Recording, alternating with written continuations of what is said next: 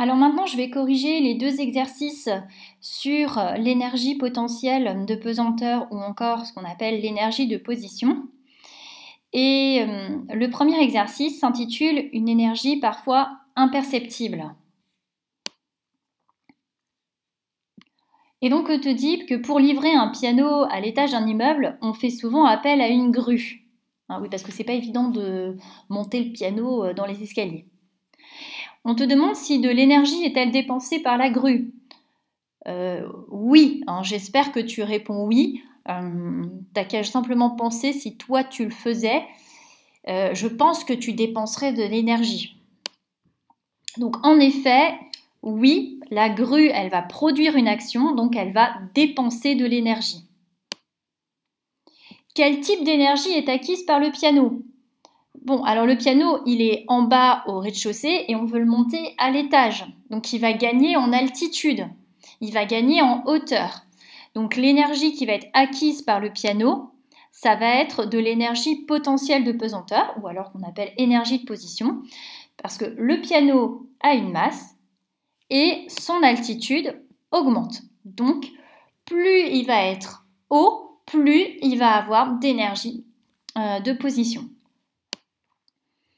La dernière question que je te pose, posée dans l'appartement, est-ce que ce piano, est-ce qu'il possède encore cette énergie ? Eh bien oui, il possède cette énergie. Pourquoi ? Parce qu'il a une masse et il a une altitude. Donc, il a toujours une énergie potentielle de pesanteur. Deuxième exercice, sur des ordres de grandeur d'énergie potentielle. Alors, on te dit...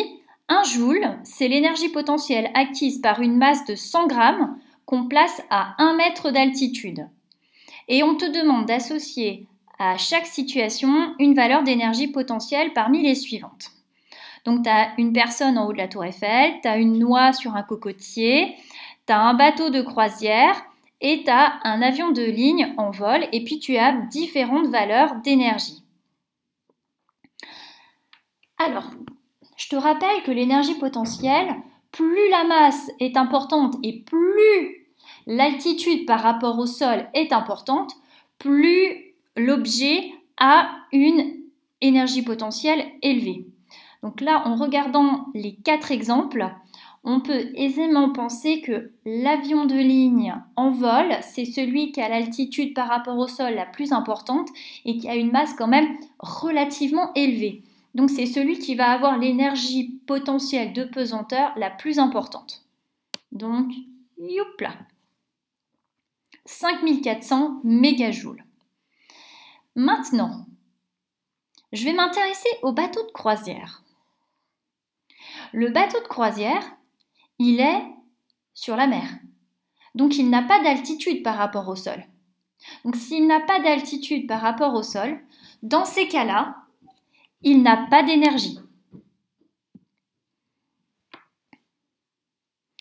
Alors maintenant, on a 2 autres situations. Une personne en haut de la tour Eiffel et une noix sur un cocotier.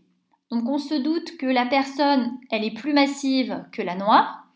Et si elle est en haut de la tour Eiffel, elle est à une altitude par rapport au sol plus importante que la noix sur le cocotier. Donc globalement, son énergie potentielle de pesanteur, elle sera plus importante. 210 kJ.